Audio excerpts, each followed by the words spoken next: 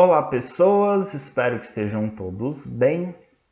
Chegamos aqui numa parte das nossas aulas de História Contemporânea que a gente vai falar de alguns eventos específicos ali do período da Guerra Fria. A gente vai falar de duas revoluções importantes que aconteceram no período da Guerra Fria, duas mudanças de regime político e econômico e que foram marcantes para o século XX porque mudaram o status de dois países que eram meio marginalizados e meio irrelevantes no cenário político internacional e que se tornaram dois atores importantes no século XX, e um deles é economicamente importante até hoje, né, no cenário internacional. Esse vídeo a gente vai falar sobre a Revolução Chinesa e no próximo vídeo a gente vai falar da Revolução Cubana.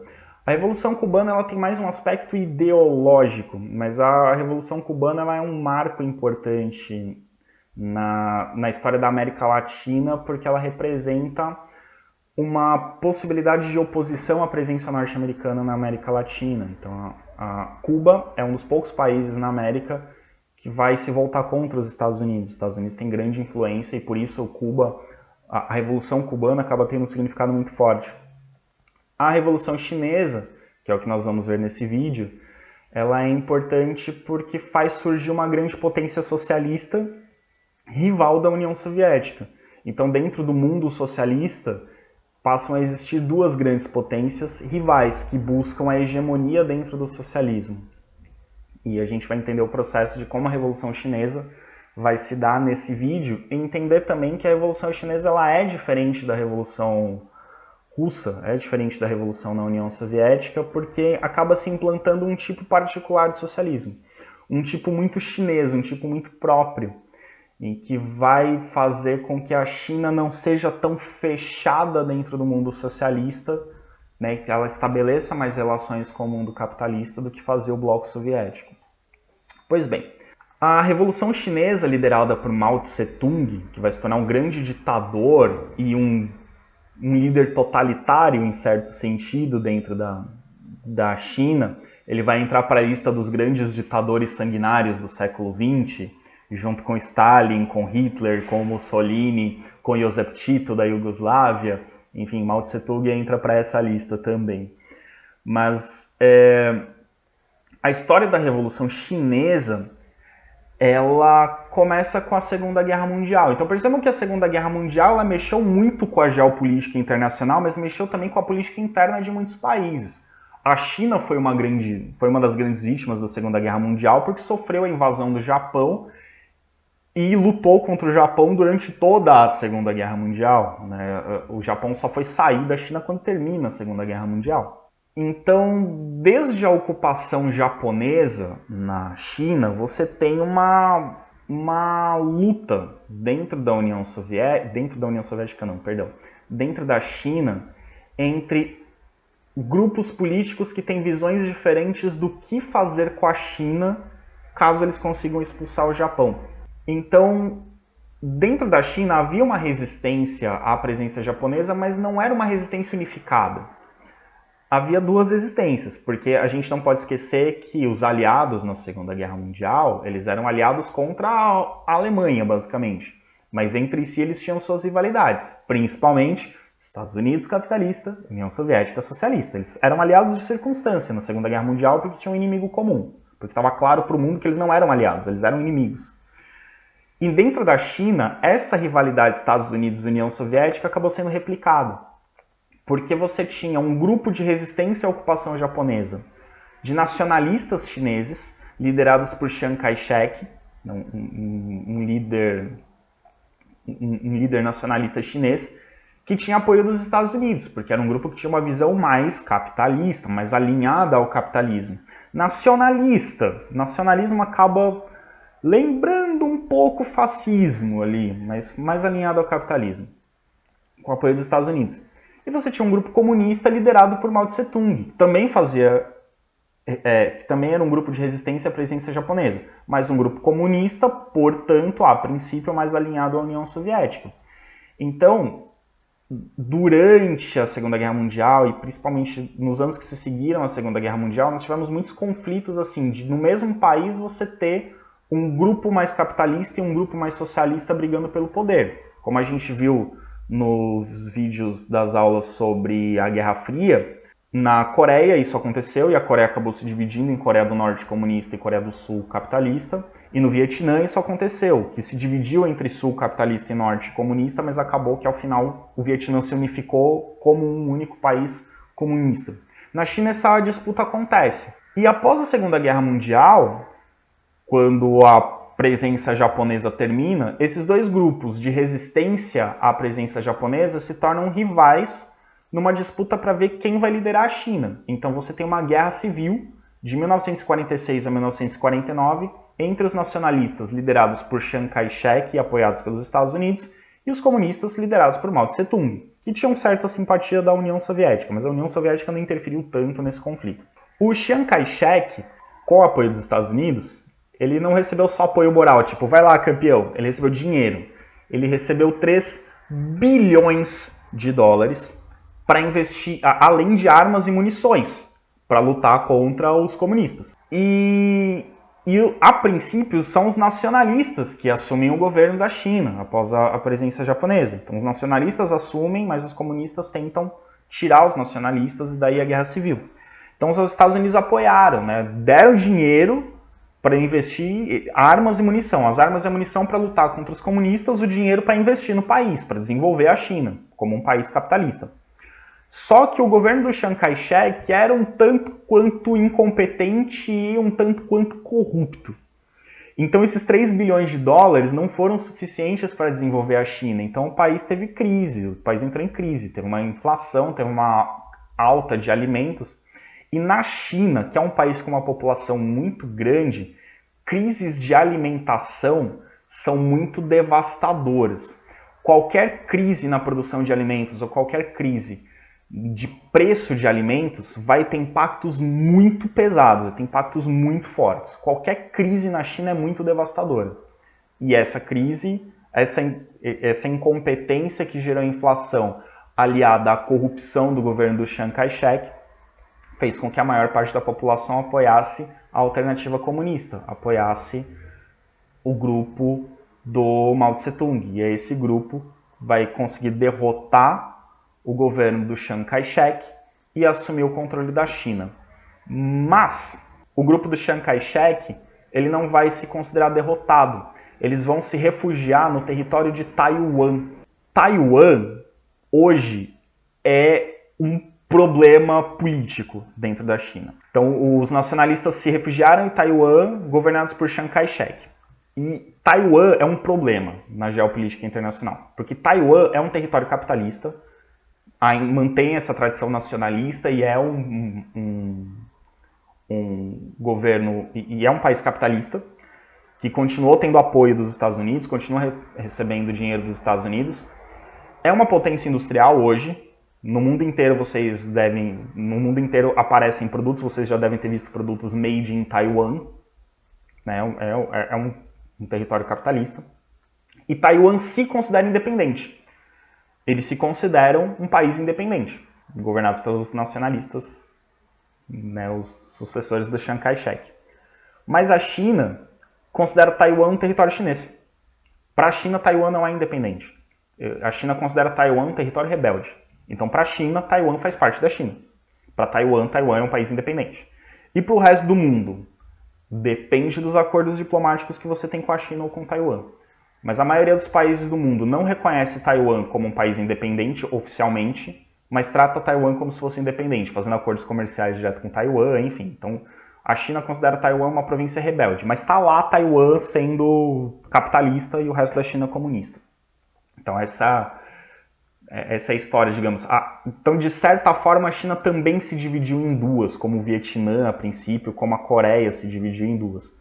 Mas, oficialmente, os chineses não reconhecem Taiwan como um país independente, apesar de Taiwan se considerar um país independente. Então, isso é um imbróglio político, jurídico, econômico, enfim. Então, Taiwan é um território capitalista dentro da China, e a China é um país comunista. Pois bem, com apoio da população, então, Mao Tse-tung assume o governo da China e em outubro de 1949 ele funda a República Popular da China. Então a China é uma república popular. República popular é um dos termos empregados para se referir a um país comunista. Então a República Popular da China nada mais é do que a China comunista. E a China, sendo um país comunista, ela vai adotar uma série de medidas comunistas. Por isso essa imagem de fundo aí do meu slide, o Mao Tse-tung ele se coloca como um continuador da tradição comunista. A tradição comunista que vem da direita para a esquerda. E os chineses leem da direita para a esquerda. Marx, Engels, Lenin, Stalin, Mao Tse-tung. Ele é o herdeiro da tradição comunista. E ele vai usar isso, inclusive, na propaganda internacional. Depois ele vai se colocar como ele sendo o sucessor de Marx, Engels, Lenin e Stalin. Não quem governava a União Soviética. Ele era o herdeiro do comunismo. Mas enfim. Então ele vai adotar medidas comunistas, como nacionalização de empresas estrangeiras. A China tinha muita empresa estrangeira dentro dela. A gente viu lá nas aulas de neocolonialismo, presença maciça das potências industriais europeias dentro da China, presença maciça do Japão dentro da China. Então a China tinha muita empresa estrangeira e ele vai nacionalizar essas empresas. Agora essas empresas são estatais e são da China. Coletivização da agricultura. A China também tinha grandes latifúndios pertencentes a grandes proprietários de terras. Ele vai estatizar e coletivizar. Então ele vai distribuir essas terras para os camponeses. Não que os camponeses vão ser donos das terras, essas terras são estatais, mas os trabalhadores trabalham nessas terras e essas terras são do Estado. O que é produzido é distribuído para toda a população. Ele estabelece igualdade de direitos para ambos os sexos, então os mesmos direitos para homens e mulheres, coisa que na maioria dos países, isso ainda capitalistas, isso estava começando a acontecer. Ele também faz uma transformação cultural na China, ele estabelece um novo sistema de escrita. Os ideogramas chineses eles são simplificados a partir da Revolução Comunista. Ele torna a escrita chinesa mais simples para ela ser mais facilmente aprendida pela população, para que menos pessoas sejam analfabetas. O analfabetismo na China tinha índices muito altos.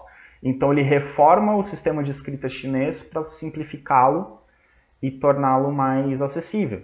Ele implanta indústrias siderúrgicas, e a gente viu nas aulas de segunda Revolução Industrial, vocês devem se lembrar disso. As siderúrgicas, que são as empresas que produzem aço, são fundamentais para a industrialização. A partir da segunda Revolução Industrial, o aço se torna a principal matéria-prima da indústria.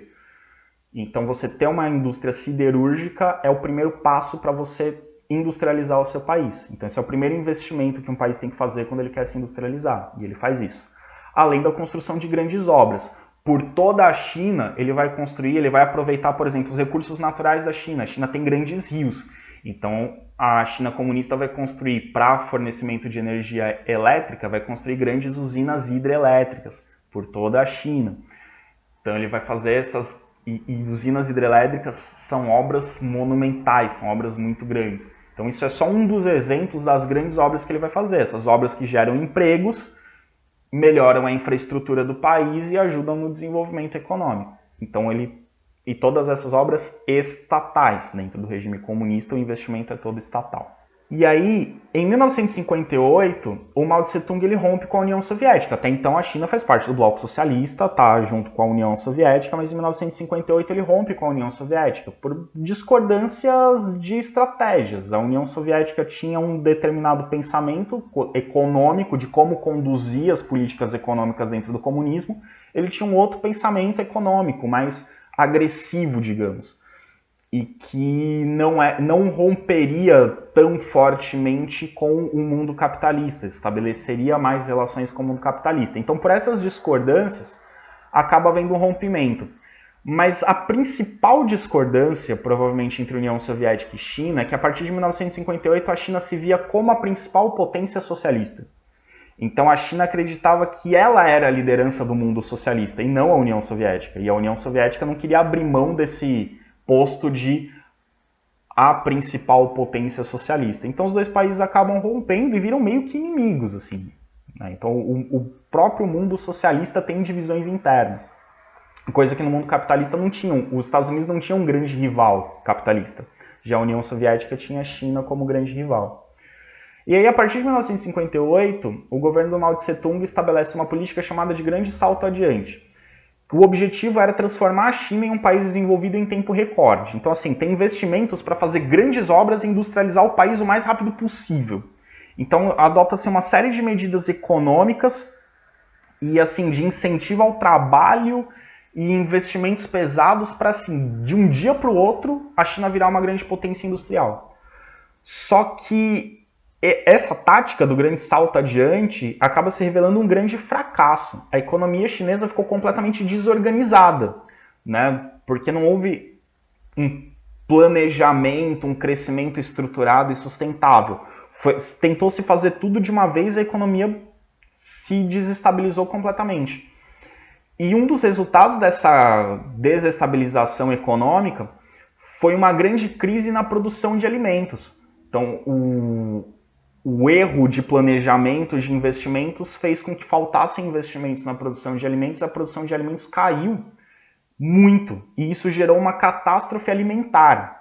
Essa catástrofe alimentar gerou uma crise tão grave de desabastecimento que calcula-se que entre 1960 e 1961 morreram de 10 a 15 milhões de pessoas de fome, porque o governo não conseguia distribuir alimentos a todos. Lembrem-se que no regime comunista a pessoa não compra alimentos, ela recebe do governo. As necessidades básicas são atendidas pelo governo. E a China cometeu um erro estratégico econômico tão violento que de 10 a 15 milhões de pessoas ficaram sem comida. Tipo, ele não conseguiu alimentar todo mundo. E aí morreram milhões de pessoas. Então foi um desastre essa política econômica da China. Então, grande parte do país vivendo na extrema miséria, na miséria absoluta, passando fome por um erro administrativo. E aí, em 1965, com o país se recuperando dessa crise causada por uma grande incompetência do governo chinês, inicia-se a Revolução Cultural, a partir de 1965. A Revolução Cultural era uma grande campanha ideológica em transformar os chineses em pessoas que seguissem o pensamento padrão. Aí é o momento que o governo do Mao Tse-tung mais se aproxima dos totalitarismos que a gente viu no período entre guerras, de você ter uma intensa campanha ideológica, transformar os jovens chineses em guardas vermelhos. Então a ideia era acabar na China com os velhos costumes, com os costumes antigos, com os costumes de antes da Revolução, com os costumes que faziam os chineses ainda pensarem e viverem como era antes do país ser um país comunista. Então, você tem uma perseguição muito forte a esses costumes mais tradicionais, mesmo questões religiosas, mesmo questões culturais são perseguidas, são abolidas. E também o que vem do Ocidente, o que vem do mundo capitalista também é perseguido. Então você tem um fechamento da China à música, à pintura, à literatura, ao cinema que vem do Ocidente. E até hoje a China é muito fechada. São poucos filmes, poucas músicas, poucas obras de arte ocidentais que conseguem entrar na China. Você tem uma grande censura do governo chinês. Então a ideia é formar uma cultura comunista chinesa que rompe tanto com o passado chinês, com a cultura de antes da Revolução, com a cultura ocidental capitalista. Nesse contexto, Mao Tse-tung escreve o Pequeno Livro Vermelho, que a gente pode dizer que é uma espécie de bíblia da Revolução Cultural. E assim, as crianças tinham que ler desde pequenas esse livro vermelho, os jovens tinham que conhecer de cor as ideias do livro vermelho, todo mundo tinha que seguir à risca as ideias do livro vermelho. Então, o livro vermelho era o grande guia da Revolução Cultural, o grande guia da China comunista. Então, todo mundo tinha que seguir certinho o que estava ali nesse guia, né? Uma bíblia, mas não exatamente uma bíblia, mas um catecismo, né? Um livro de regras, o que você deve seguir. Então, né? Um livro que diz como você deve se comportar, então, dentro desse contexto da Revolução Cultural. E junto com esse contexto da Revolução Cultural, a gente tem também um imenso massacre de opositores. Os jovens, transformados em guardas vermelhos, eles tinham que combater tudo que fosse contra a Revolução Cultural, tudo que fosse contra essa nova China comunista. Então você tem mortes de professores universitários, que trazem uma cultura que está para além das fronteiras da China. Você tem morte de religiosos, você tem morte de, enfim, de artistas, de pessoas que não se adequavam a esse modelo ditado pelo Livro Vermelho. E você tem... essas pessoas perseguidas podiam tanto ser humilhadas publicamente, eu vou mostrar fotos de como eram essas humilhações públicas, quanto serem mortas, execuções sumárias. Um guarda vermelho podia, se ele suspeitasse de uma pessoa, ele podia executar essa pessoa. Então você tem um massacre de opositores ao regime, um grande banho de sangue durante a Revolução Cultural. Essa Revolução Cultural ela vai forte até 1976, quando Mao Tse-tung morre, o Partido Comunista escolhe um novo presidente, e aí a Revolução Cultural perde força. Essa grande perseguição, esse massacre aos opositores perde força. Mas essa ideia de ter uma cultura anti-ocidental e contra os velhos costumes diante da Revolução se mantém. Mas a China, a partir de então, começa a se reestruturar e a partir de 1978, 2 anos após a Revolução Cultural, ela oficialmente termina, o governo chinês, o Partido Comunista Chinês fala não tem mais Revolução Cultural. E a partir de então, progressivamente, a China vai mudando um pouco a sua ideologia comunista, sendo que eu já disse para vocês em outro momento, internamente ela ainda é muito comunista, como economia planificada, controle do Estado sobre os meios de produção, principalmente na agricultura. A agricultura é coletiva para garantir uma grande produção de alimentos para alimentar essa população de 1 bilhão e 200 milhões de habitantes. Mas externamente, a partir de 1978, a China adota uma política externa de abertura ao capitalismo. Então, dentro da China, você tem alguns territórios, algumas cidades, alguns territórios dentro da China, que uma pequena parcela da população chinesa tem acesso ao mundo capitalista, tem acesso aos produtos, à economia, uma prática um pouco de livre mercado. E além disso, a China tem um grande parque industrial, uma grande produção industrial voltada para o mercado externo e voltada para vender no mundo capitalista. Então a China é internamente comunista, com alguns pontos, algumas ilhas com mais abertura, com costumes mais ocidentais, em que a população consome produtos ocidentais e os próprios produtos produzidos na China. Então, assim, a indústria chinesa ela tem um mercado interno garantido, mas é um mercado limitado. São algumas áreas da China que têm acesso a esses produtos. E o grande foco da economia chinesa é a venda de seus produtos para outros países. Então, externamente, a China é um país capitalista agressivo. E ela tenta investir em outros países e vender para outros países e entra na concorrência com outros países, defende o livre mercado externamente. Internamente, é um país comunista, com economia planificada, em que a maior parte da população não tem acesso a tudo que é produzido, a tudo que, enfim, que é desenvolvido pela própria indústria chinesa. Então é um país estranho a China. Ela é comunista para dentro e capitalista para fora. Então temos aí algumas imagens, né? A questão do culto ao líder, por exemplo. A gente tem aí crianças na escola lendo o Livro Vermelho em voz alta, juntas, recitando, e ao fundo a imagem do Mao Tse-tung. Então aquela coisa do culto ao líder, o Mao Tse-tung incorpora isso do comunismo soviético, do comunismo stalinista. Ele se inspira no modelo stalinista de governo. Nesse momento, Stalin já não era mais governante na União Soviética, mas o Mao Tse-tung mantém essa tradição stalinista de um totalitarismo comunista. Aqui uma outra imagem também desse culto ao líder, né? O povo ali em volta, as bandeiras vermelhas, se vocês repararem, ele está com um pincel vermelho, como se ele estivesse pintando o mundo de vermelho, né? Pintando a China e depois o mundo de vermelho. Isso é um cartaz que faz propaganda da Revolução Cultural, né? Pintar a China de vermelho, né? Tornar a China um país comunista, né? Então, acabar com os costumes antigos de antes da Revolução, acabar com a influência do mundo capitalista dentro da China. Então o pincel ele pintando a China de vermelho é uma propaganda da Revolução Cultural. Aqui a gente tem um exemplo da humilhação pública, né? O homem curvado, né, em posição de subserviência, ele tem o cabelo raspado e ele tem o cabelo cortado, né? De qualquer jeito, ele tem o cabelo cortado e fica com uma placa dizendo ali o que ele fez, né? Então é uma humilhação pública. Então durante um comício maoísta, né? O maoísmo é o modelo do Mao Tse Tung, ele se inspira no stalinismo, mas alguns analistas classificam como um modelo diferente. Então você tem o comunismo stalinista e você tem o comunismo maoísta, né? O comunismo do Mao Tse Tung, que tem essa coisa da revolução cultural também agregado.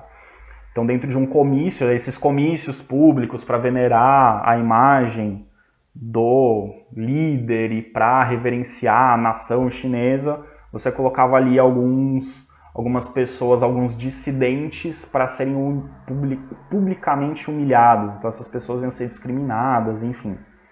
Então você tinha toda uma questão da humilhação pública.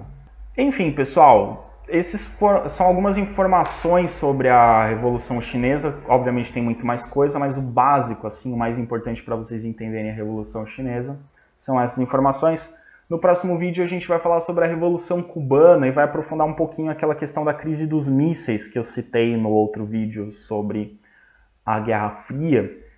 E essa aula da Revolução Cubana, esse vídeo da Revolução Cubana é muito importante para entender, fazendo propaganda já do próximo vídeo, que a Revolução Cubana não foi uma revolução socialista. A Revolução Cubana foi uma revolução anti-Estados Unidos. Depois que acontece a Revolução, é que Cuba resolve virar um país socialista. E por que Cuba resolve virar um país socialista? É o que a gente vai ver no próximo vídeo. Até mais.